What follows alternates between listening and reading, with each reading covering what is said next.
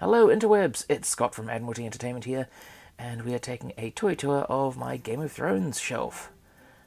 Yeah, we're in the countdown to the final season of Game of Thrones at the moment, so I thought we'll take a quick look at my little Game of Thrones collection here. Of course, the centerpiece is this wonderful Iron Throne replica through Dark Horse. Yeah, it's very, very cool. I did get it specifically because it kind of scaled, at least, with these action figures. But yeah, it's a gorgeous little piece, and you will notice that there is a little dragon on there who comes with a different action figure who is not currently on display. But could this be what I think is going to happen at the end of the series? Maybe. But in the meantime, let's take a look at the rest of the figures around the Iron Throne here. And of course you will see that they are all these Funko Legacy ones. It was a, not hugely long-lived line. Funko dipping their toes into the sort of realistic action figure sort of line. The Game of Thrones guys actually dropped with pretty much no announcement. They were just a lot of boom on the shelves, which was a cool surprise. But yeah, it was plagued by quality problems with transparent plastic used for the joints and everything, which would often snap and just break, and very sad. And we only really got two series of figures out of it, two waves of figures, before they tried moving over to doing some more the vintage style guys, which we'll get to over there. But the work that they did put out was pretty impressive for the time. Some of the likenesses, could have used a little bit of work. But overall, it's a pretty impressive line, and we're now seeing that McFarlane has the license to do new figures. From what I understand, they'll mostly sort of semi-scale with these existing ones, and hopefully they'll cover more than just the main characters that we've already seen here, so we can see a little bit more diversity in the characters chosen for plastic immortalization, because there are so many cool characters that I really want to add to this collection. But let's take a look here. Obviously you can see Arya Stark here, looking like she's got her microphone on for a world tour. That is because I need to have her on the space, because she falls down all the time. And unfortunately, because she's a bit on the small side, this stand really has to hold on to her by the neck, which looks a little bit unfortunate, but yeah, it'll do for the meantime. Maybe once the new McFarlane one comes out, I'll take a look and see whether she stands a bit better, and if she'll sort of work with the rest of these guys, and it might be a case of upgrade time for young Arya. But yeah, I do like that sort of era of Arya, pretending to be a peasant, and with the good old needle. Gotta love needle. And of course next to her is the man who knows nothing, good old Jon Snow. This is actually my preferred costume for him. I like him in the Night's Watch sort of outfit, rather than this King in the North sort of outfit that we've seen him in the past season or so. It looks very cool though. And of course there's Dany, Daenerys Targaryen. This is the I refer to it as the Mother of Dragons costume. They did have a season 1 action figure for her, but given that she's already on the shelf once, I took the other one out to make sure she's not over-represented. But yeah, I love Emilia Clarke's character in this show. She's just progressed so far as an interesting character, and I do like having this particular version to show her partway through her journey towards whatever end stop's going to be. But yeah, that's cool. And of course, as we saw before, the little dragon, which actually came with the other Daenerys action figure. I kind of hoped that when they did that one, they would have had one of the other two dragons. Then it could have been a case of, right, every time you get Daenerys, you get another of the dragons. But of course, now they're a little bit bigger than that size in the rest of the show now. We do, of course, have Brienne of Tarth back there. Focus on her a little bit. There she is.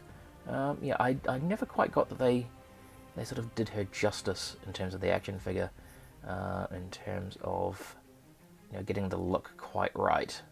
She's honestly too pretty. I mean, I know that you're working with Gwendolyn Christie in the first place, so it's going to be hard to make her look not attractive in the first place. But yeah, she does look kind of a bit on the pretty side for my money there. We can just focus a little bit better. There we go. Yeah, that's a nice look. And plus the lipstick sort of look. I don't know if that's quite show accurate, you know. But the armor does look fantastic.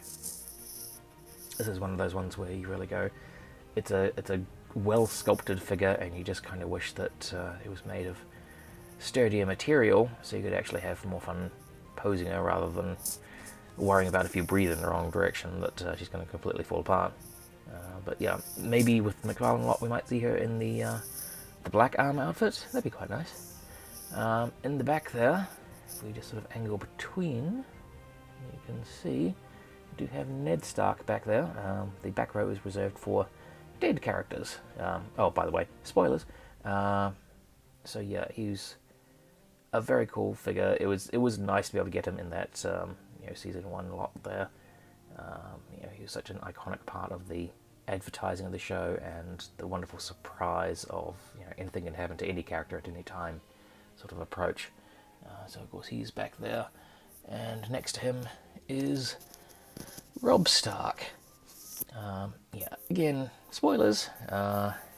He doesn't enjoy weddings. Sorry, not a good experience. Again, a really, really nice figure. Really suits that costume nicely. It's very well sculpted. The likenesses on all these figures, could be better, but we have progressed quite significantly in the past few years, just in terms of, the facial printing and all that sort of thing. So for what it was at the time, certainly very good, and especially when you consider that it was Funko, who really didn't have any sort of experience in the action figure line. Those who used their Funko Pops, which really had that stylized recognition rather than anything else. On the other side of the Iron Throne, of course, we do have a White Walker. Pretty much the White Walker, really. Fantastic sculpting, and I really like the paintwork that they've done on it.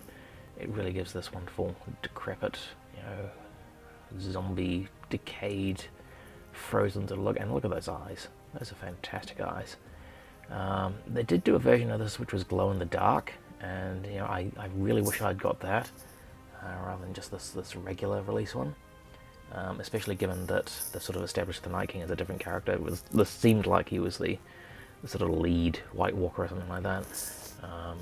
So yeah, who knows? Maybe one day you might be able to track down the glow in the dark version and either supplant him or use him to supplement. And certainly when the Night King comes out, he'll be joining that crew there. But as I say, excellently sculpted figure. Absolutely cannot fault the sculpt and the paintwork on that guy. Of course, right down front here, we do have a lot of people's favourite character, Tyrion Lannister. This is the Walgreens exclusive, I think it was, Hand of the King figure. Basically, civilian Tyrion, which is the much preferred look. The original one, which they came out with, was a battle armor outfit, and they later redid that. I think it was a San Diego Comic-Con exclusive with helmet and scarred face. But this is the one that everybody really wanted because it's Tyrion. He drinks wine and knows things. Absolutely fantastic. Peter Dinklage has completely stolen the show. He's just an amazing actor, and we love him and Tyrion for being terrible, but also being so much fun to watch. In the back there, we can also see Khal Drogo, performed by Jason Momoa, who's now gone on to become Aquaman. And of course, here is in his, wonderful season 1 costume before, again, his placement on the shelf, again, is the spoiler as to what happens to him. But it's very, very nicely done with the tattoos on there and all the details. You just can't fault this line for the details that they attempted to do. It's just, how successful they were in terms of doing this as a long-term action figure line. And of course we do have Jaime Lannister here. I think he's actually probably one of the weaker ones in terms of the likeness. You can see where they're going with it, but the rest of the costume is quite astounding. Beautiful sculpting. I mean, just look at those. That armor there. It's wonderfully sculpted, wonderfully painted. But yeah, that head is so close.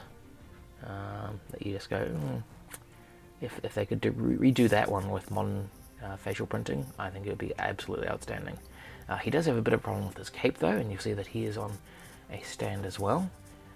His problem is that his cape actually goes lower than his feet, so he really can't stand terribly well without the use of a stand, ironically. Of course, next time we have the Hound. Yeah, I still can't believe that it's the same guy from Hot Fuzz either. It's fantastic. The detail here on his armor is, again, amazing. You know, the character is fantastic in terms of such an unlikable character that you end up, if not liking, then at least appreciating his point of view and everything. And of course, fantastically performed. So another amazing character. It's really cool that we've got him. I probably really should have him over with Arya, but yeah, I kind of separated out into Lannisters and Starks and all that sort of thing. But yeah, another fantastic figure. Again, just a shame about the delicate joints that we all have to worry about on that.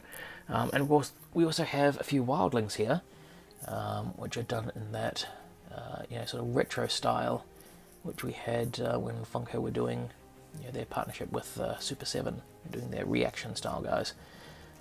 Again, only really in there because they were Game of Thrones and they were characters that I didn't have in the Legacy collection style. You know, Ygritte and so Lord Rattleshirt at least, or Rattleband, I can't remember. He's, you know, like many Game of Thrones characters, been gone for a while now. And another guy. These guys were just cheap, and so that's why I picked them up. I would, however, like to see Ygritte done in a you know, in the proper scale. She was a cool character, so it would be nice to have her with the rest of the collection in you know, more accurate, larger scale. So there we have a brief tour of my Game of Thrones collection. Hope you enjoyed that. We'll see how many of these characters will be joining the back row as we finish off the final season, and then perhaps over the next couple of decades we might actually get the rest of the books. But in the meantime, we hope that you've enjoyed this little toy tour. And remember, if you play the Game of Thrones, you win or you die. But thankfully, when it comes to the game of toys, you just get to enjoy all these cool toys. So thanks for watching. Please be sure to like, share, comment, subscribe, and we'll see you again next time on Admiralty Entertainment.